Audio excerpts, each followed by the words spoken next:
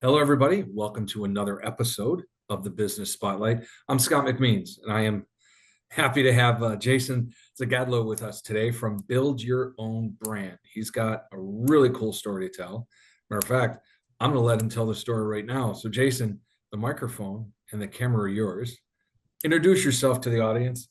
Tell us who you are, what you do, and how you got to be sitting in that chair talking to me today. Yeah, what a great question. First of all, I want to say, Scott, thanks so much for having me. Grateful to be here and to be able to share my story. So thank you so much for doing what you do. My name is Jason Zygadlo. I am the founder and president of Build Your Own Brand. I started my career in pharmaceutical sales and in medical device sales. So I've spent the last 20 years or so in the medical sales space. I always like to tell the story because usually people quickly ask me, well, how did you get into that right out of college? And so I always tell people I've had this knack to want to be different and creative and memorable. And so I stood out in parking lots with my resume in a nice shiny folder with my pre-made business cards that simply had my name, my phone number, and my email address. And this is pre-LinkedIn, by the way, so that's giving you a little bit of a peek under the hood at my age. But but yeah, when a Chevy Impala or Ford Taurus pulled into the medical office area that I was hanging out in, I quickly knew they were more than likely pharmaceutical reps. And so I would approach them and simply just let them know, hey, I'm a first generation college graduate.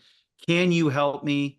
I'm looking to break in. I don't have an uncle or a neighbor or anyone who's in the medical field.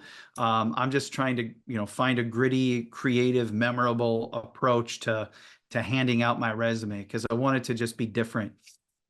And so little did I know back then, Scott, as you already know, when someone got out of the passenger seat, it was typically a sales manager working with their sales rep for the day, doing a field ride along, whatever you want to call it. And so quickly I started to gain some interest that way. And before I knew it, I had an interview lined up and was off to the races working in pharmaceutical sales. I did that for a few years and quickly personally got bored with it. I mean, I did find that it was a lot of just dropping off samples and dropping off lunches and sometimes getting yelled at because the lunch order was incorrect. And I had heard over from friends and different other professionals that medical devices was really where the action was. And so I'm always looking to get better and chase the action. And so I wanted to get into medical devices. And I was quickly told after about 3 years or so in pharmaceutical sales, oh, you're not a salesman, you're a pharmaceutical rep, and they drop off lunch and they drop off samples. And I go, you know what? Exactly. That's why I want out. And so I just need someone to give me a chance. And after several no's, I had an opportunity to interview with a very small cardiothoracic and vascular company and had an interview coming up. So I'm like, how do I be different? Kind of like I did when I broke into Mhm. pharmaceutical sales. And so I went to the local mall here in Strongsville. I bought a pair of scrubs. I drove out to Warren, Ohio, to go to Trumbull Memorial Hospital. And that's where I knew all of the physicians that I was selling pharmaceuticals to oftentimes would round on their patients in the evenings after they were done seeing normal patients in their offices for the day. They would go there. And so I knew that the product that I would be selling for this cardiothoracic and vascular company would be in the OR and in the ICU. So I changed out of my suit, I put the scrubs on, and I go to this hospital and I go to the ICU. And I'll never forget the sign says, "Do not enter." And I push the button, I hold my breath, I walk in, and I'm overwhelmed, right, with beeping and all of this chaos in the ICU. And very thankfully, I see a physician that I recognize and that recognizes me as one of the guys I'm currently selling pharmaceuticals to. And he goes, "Dude, what the hell are you doing?" And I go, first of all, I'm so happy to see you.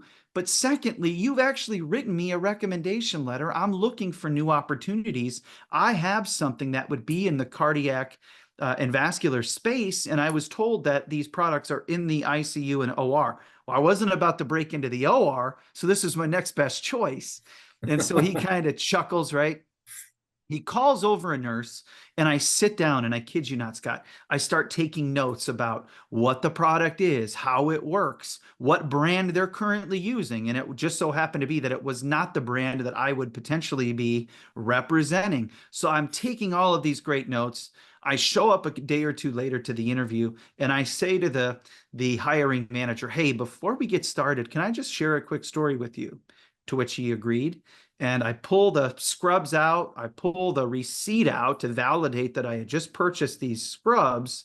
And then I proceeded to describe to him all of the notes that I had taken. I got the nurse's business card with her phone number on it. So again, I can validate everything that I was about to say, because it would quickly, to some, look like, wow, this is just a really elaborate, fabricated story. But I know Right. in a very short period of time, Scott, that you have to build know, like, and trust. And this was my way in a very short period of time to build some of that trust by validating what I was about to say.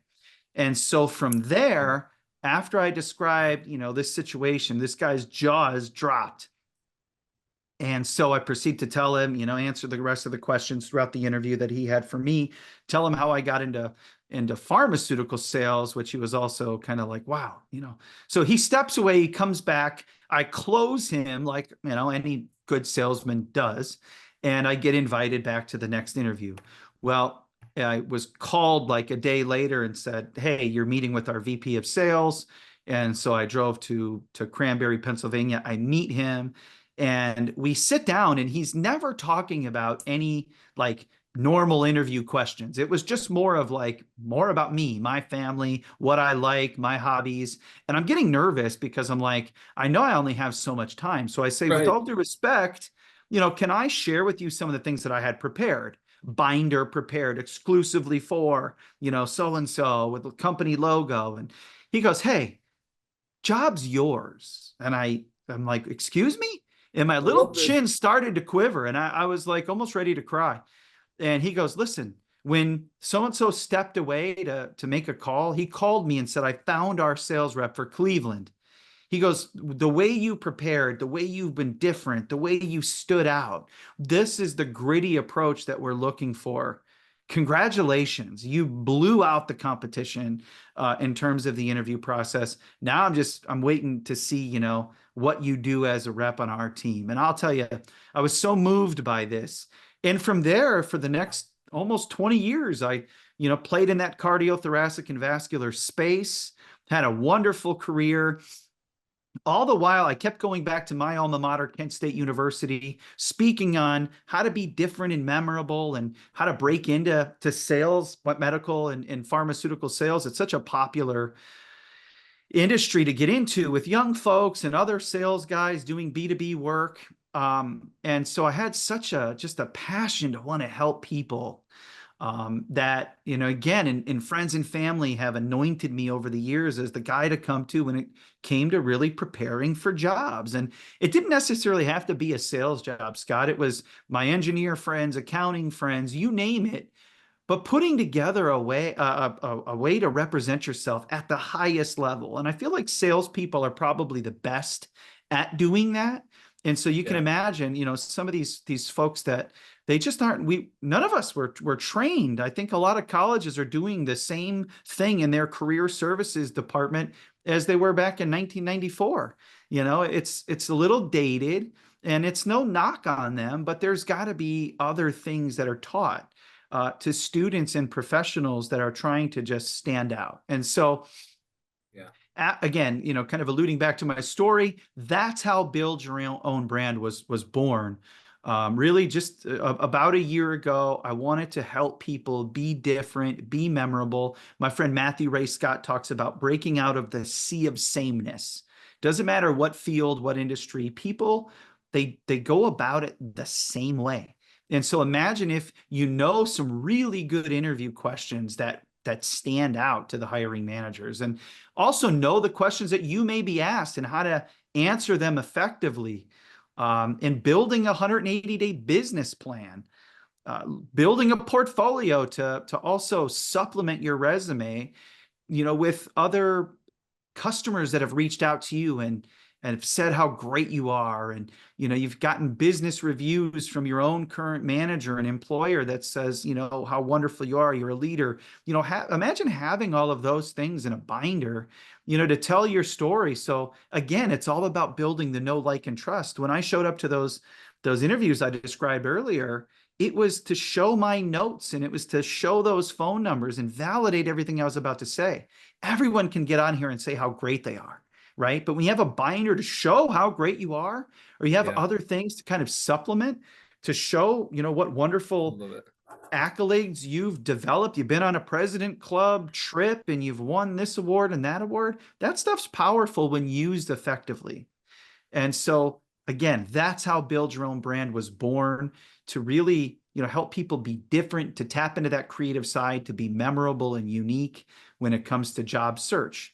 Additionally, I help small businesses. We also use a strategy, a tactic of personalized videos. So imagine sending a personalized video, to a potential employer, or if you're a business, as a way to prospect, to again, be different, be memorable. Usually when I'm speaking, I do a lot of speaking engagements. My first question, show of hands, who's received a personalized video, or who actually sends personalized videos?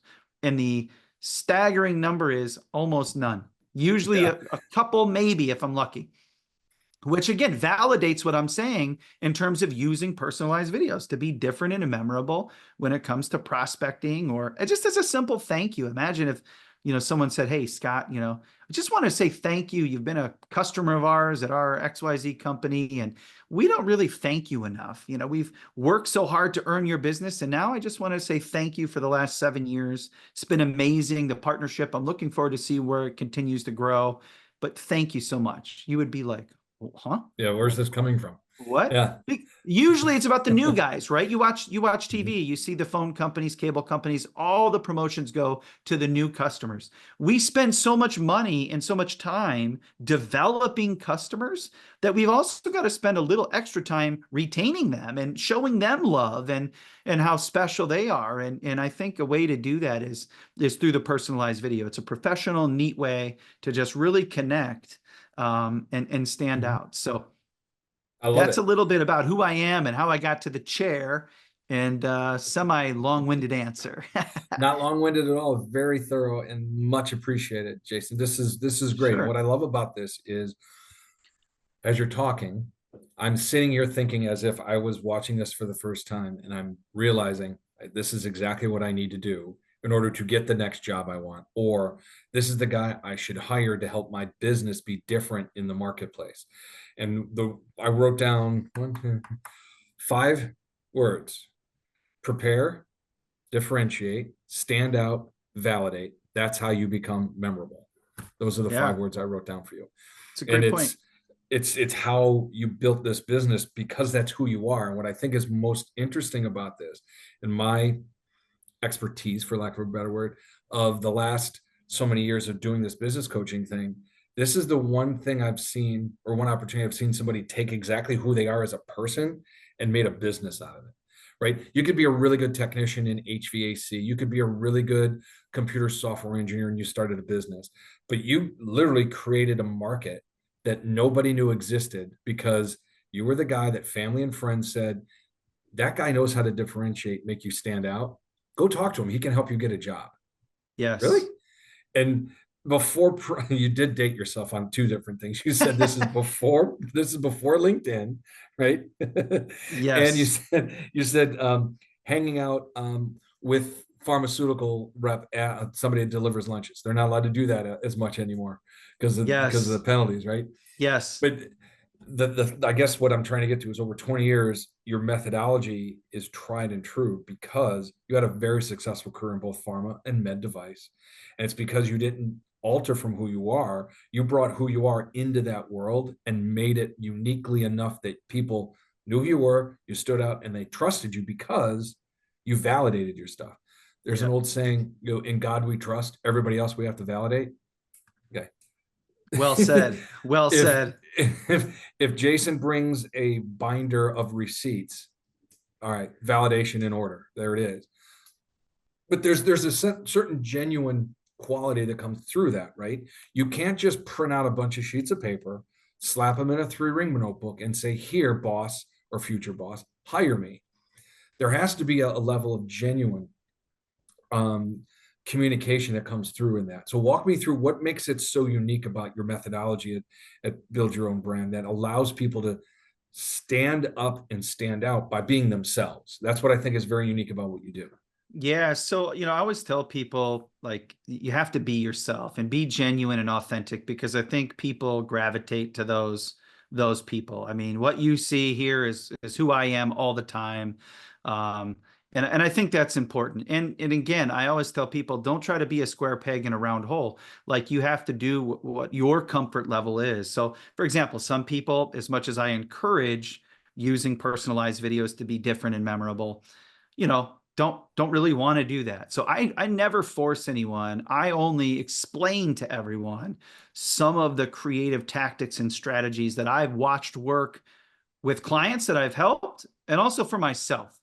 And so, and you said something very important, Scott. The plan has really not changed much over the last 20 years. Mm-hmm. Now, some people say, well, wow, and then maybe you're antiquated. But I've certainly tweaked things and have improved things and incorporated the video thing, which is new. Look, I always tell people, I'm not asking you to loiter in parking lots or break into ICU departments of hospitals. That's not what I'm saying. But what I am saying is in your respective industry, we need to partner and sit down and really take a deep dive into how we can collaborate together and create a strategy for you that stands out in your respective space. So for example, I'll pick on my Yeah. accountant friends, typically, not always, a little more introverted, not as, you know, um, extroverted in terms of how they communicate and that sort of thing. But imagine those guys, they put together some really nice binders, portfolios Mm-hmm. of they're usually well documented. They keep a lot of things just because they're kind of numbers Yeah. oriented. I'm thinking stacks of detail spreadsheets that show Yes. what they had, what they took over, and what it ends up looking like when they're done. Like that level of detail would be really cool for an Yes. account. Yeah. Yes. I'm working with someone at a big, big company right now. He's a high level finance guy, and you should see the stuff that's in his portfolio. I mean, it's just like Yeah. beautiful. Now, to me, when I look at it, it's like none of this really makes sense. But sitting across from someone who's making decisions as it relates to hiring sees this and how well it's put together when it says prepared exclusively for Scott McMeans and has the company logo on it and then has some other wonderful information in there, you better believe that's piquing someone's interest. And Yeah. so, it's finding ways to tailor it to the individual. I think that's so critically important. And the blueprint's created in such a way to do that. And I think that's the other kind of neat part is I've helped people from all different backgrounds, um, you know, just ask good questions, really. And you'll appreciate this, Scott, because we've talked in the past about just being in sales and knowing how to close and how to Mm-hmm. do that confidently, conversationally, non-awkwardly. It scares people. Like you're allowed to ask that. You're allowed Yeah. to, Yeah. and they don't really know because it feels uncomfortable. And I tell people, the uh, comfort is the enemy of growth. And if 100% agree with that. you don't figure that out, you hear people say all the time, you have to be comfortable being uncomfortable. It is so true. And for me, I mean, I'm always looking for ways to grow. Look, I'm a medical device and medical pharmaceutical salesman for 20 years. I don't know, taking this plunge to start this was me being just who I say to be. Yeah. And so I try to practice what I preach, so to speak. And, I'm learning as I go. But at the end of the day, you have to push yourself. You have to be different. And attention is the new currency. So, when you're trying to be different, and there's that job out there that you're hoping to get, think about all the other people hoping to get that too. And what are you doing to kind of capture the That's attention of it. that hiring manager? Yeah. And maybe it's LinkedIn. I tell people all the time, use LinkedIn effectively. Well, I use LinkedIn. Well, all right, walk me through how you use LinkedIn. Well, I have an account. Well, and I use it, I submit, I'll click on a job and upload my resume. But imagine this. Imagine if I was hiring, or yeah, I was hiring a sidekick at Build Your Own Brand. And you went on and you found Build Your Own Brand, and then you found me. And you sent me a message through LinkedIn that said, "Hey, I came across your posting about Build Your Own Brand and needing a new marketing strategist. I wanted to reach out to you and would love to kind of pick your brain on what it is you're looking for. I have 20 years or 15 years of marketing strategy experience." You better believe I'm going, "Whoa, that's cool. Yeah, I need to talk to this guy or gal." So, it's using LinkedIn effectively. I always tell people, use LinkedIn, find the title of the job you want at the company that you want, and find those people that are doing those jobs and work like heck to build, to connect with them and have a conversation. Because when you can develop internal stakeholders, Scott, you better believe your that's the chances of difference. getting a job goes through the roof. Because here's the thing, I don't want to upload my resume. And there's this discussion about the resume writers. No knock on them; they do a great job. But they talk about the buzzwords, the ATS, the advanced tracking Yeah. system. You get your resume scanned. I always argue this point. I don't care if a resume has every single word on it as a buzzword, so to speak, because I'm bypassing all that. So you submitted your Yeah. resume. It had all the buzzwords. It went into the good pile, not the bad pile. I don't want to be in any pile.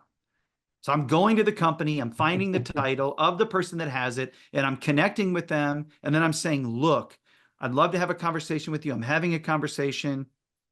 And then before that call is ended, after I describe all my experience, I'm going, "Hey, Scott, listen, this was awesome, man. I learned so much about the company. Would you mind connecting me to another like-minded person like you that could also Love it. potentially maybe give me some feedback? I'd love to learn from another perspective." Now I It's have a Scott and potentially someone else, right? it's And exactly the way it should be.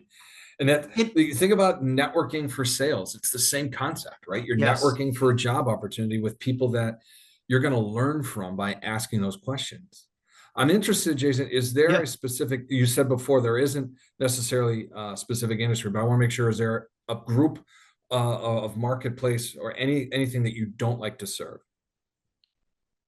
Not, I haven't come across anything yet. I've helped a Yeah, fireman. A lot of nurses I've helped, Scott, and technicians at hospitals because naturally they see salespeople, medical device reps, and they yeah. go, "Whoa, They how'd you want to get do it into too. that?" Yeah, I get a Yeah. tap on the shoulder in the OR. "Can you help me?" And so I've always, taken the time to help others to kind of prepare them because they're not wired as No. reps that enter into this sales world, and so it takes a little coaching, especially these people who want to serve first, which is great, but these medical companies, they're businesses, and you almost have to kind of massage the taking care of patients first, Hmm. for these nurses and techs, but then also there is a sales component of this. And so how to help them kind of create a hybrid approach that that it keeps them in the good graces of their management team, but also kind of having that patient first mentality. I always find it interesting too with nurses in particular. They always loved the sales reps and they always thought your job was so easy. All you do is bring lunches and you bring candies and cookies and chocolates for in services. Your job is so easy until they realize what that job actually is. Yeah, Right. So I think I'm going to go back to one of your points before is don't ask somebody to do something they're not comfortable doing. yeah, I think that kind of falls in line because I've had this encounter as well. Nurses believe it's a really easy job because it looks so glamorous to be a sales rep until they figure out there's this much preparation that goes into the 30 minutes I have in front of you. I spent hours putting that presentation or hours putting that education together, hours setting this up just so I can stand here and tell you how my product works. Right. yeah, yeah. You So once nailed they it. realize, like, you know what, I don't know if I want to spend that much time. I'm good. I'm good. And that's fine because when people get a chance to learn, they can either select to move forward or they can deselect themselves saying, that's not the path I want to take. Either way, they're learning what's best for them. And I think that's critical when it comes to placing yourself in a new job. Yeah, yes, yes. There's a lot of misconceptions that come along with the title of medical device sales rep or Yeah, pharmaceutical rep. You're absolutely right. And so, yeah, I'm very transparent with, again, my own experiences and how they've played out. And, some of the nursing folks that I've helped out, I know one of them is no longer in the med device world anymore. They really appreciated once they started to do the job that they missed working with patients, and they're more patient centric and didn't want to travel yeah, as much, and didn't want to do the things that oftentimes these companies need you to do, and that's perfectly fine, to your point. yeah. So yeah, nurses, techs, like I said, engineers, accountants, and everyone in between. There really isn't, I think, any job that's off the table in terms of helping that individual want to just be the best version of themselves professionally. Perfect. Perfect. I like that. Is there any piece of advice, Jason, you would give somebody that is starting out on their own business? Like, you've been doing this for a year or so now. What advice do you give somebody as a brand new business owner? You have to give yourself some grace. I mean, the sales aren't just gonna totally pour in Mhm, overnight. Like what I've created. And I'm not saying like, I talked to some of my friends who, have opened up like they're a franchisee owners. So they have like some mhm, brand recognition already. There's already people coming. The guy, a buddy of mine opened a crumble cookie. He's getting people instantly, right? That's not this. So it takes a lot of patience. I think it takes a lot of thick skin. I mhm. think it takes a lot of just personal drive and ambition. Like everything that I do is in the best interest of the company and what I'm trying to do. Because it's all on me. I don't, the Yeah. paycheck doesn't come. I mean, you leave a medical sales job, you're leaving a pretty nice, typically, salary. And so, that's the adult boogeyman, Scott, is You're it'll right. keep you up at night and wonder if I'm doing everything, correctly. But I think, at first, when I first started, and I'm still seeing some of this for myself, I had this vision of what I was going to do and quickly realized, for example, this personalized video thing and helping businesses, that was not a part of what I set out to do. But what I've learned to do is be adaptable. And what I Yeah. mean by that is this: go where the momentum is taking you, and go where perhaps you're going down a path that maybe you didn't really have set out for yourself. But if there's interest there, then you need to follow that. The market's telling you, hey, there is some interest. So I've been doing a lot of speaking to small businesses about how to use those personalized videos to prospect and grow and to be different. And that was not a part of the Build Right. Your Own Brand program. It was a pillar of the blueprint to help individuals. But now it's kind of blossom into something different. So be adaptable, be open-minded, um, because you just never know what you're doing and how it may kind of find its way into your practice. Well, you made a very good point here, and that is pivot when necessary, but you cannot pivot until you educate yourself and learn something from what you just Mm, been educated on. And I think there's a big difference between education and learning. Education is read a book, learning is experience, right? yeah, So if you have a good amount of education on what you want to do and you've learned something, that turns into wisdom. And now you can make the adaptable changes you need to make. Like, wow, this is a really cool thing I just learned, or I just been educated on videos. I've learned they're really well received. I should start doing this. It's a yeah, really cool way of thinking about how to do business, because when you're starting out your business, not everything is going to go as you planned. Not everything is going to be smooth. So you need to adapt. And I think that's a really good lesson. yep, A it really good certainly lesson. is. This has been great. You won't believe this, but it's been over 30 minutes. Wow, good Yeah. conversation. I appreciate it. No, it's a great conversation, and I appreciate you being on the show. I'm going to have build your own brand and Jason's details in the description down below. Anybody wants to get in touch, by all means, click, get in touch with Jason, learn what he can do for you. Whether you're looking for a job, looking for that candidate, or looking to separate your business from everybody else's, he will show you how to be memorable. And that's the best thing I can say about Jason. So thank you so much, buddy, for being on the show. Scott, again, thanks for having me. Super grateful to be here, and really enjoyed the conversation. Absolutely. See everybody on the next episode of the Business Spotlight.